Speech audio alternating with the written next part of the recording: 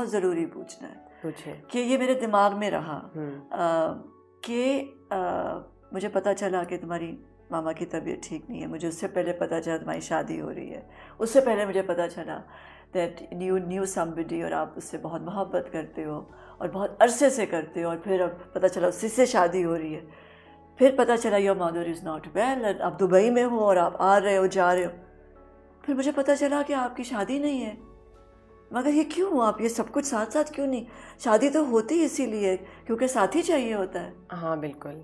मगर ये मुझे प्लीज़ बताओ, ये किस तरह के your mother got ill and you had to leave your husband, क्यों?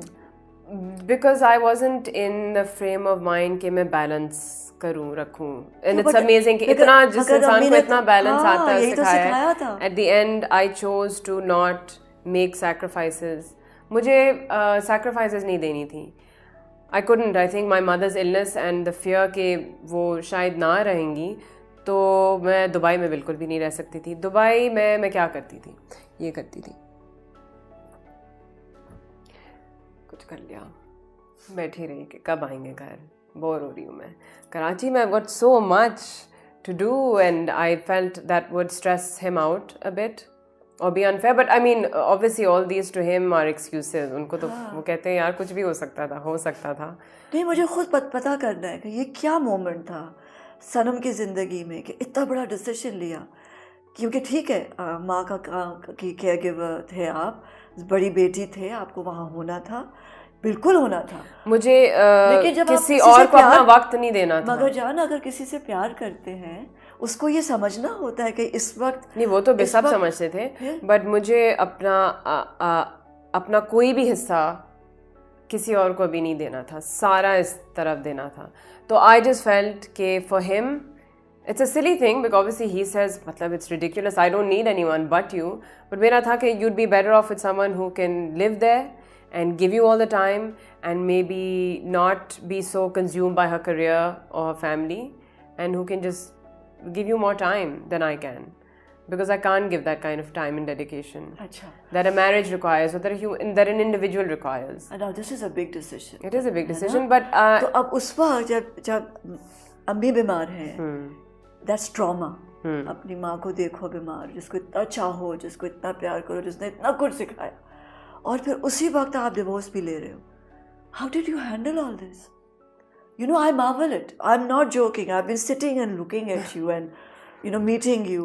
But I've been thinking about it कि ये सनम ने ये एक वक्त में इतना सर पे क्यों ले लिया, इतना बोझ, और फिर उसको मेरे लिए वो एक हल्के होने की बात थी कि I'm not being able to be a dedicated, responsible, focused, doting wife, and I want to do that, but I just was like I can't, my life cannot be split. I thought कि बस अब मैं acting को थोड़ा सा side पे कर दूँगी और मैं अपनी टीचिंग पे ज़्यादा तवज्जो दूँगी और मैं घर पे खाने बनाऊँगी और मैं बीवी बनूँगी और मैं बच्चे पैदा करूँगी और हम दुबई में picket fence with the dog life जिएंगे. But I just snapped one day and I said, what am I thinking? That's not me.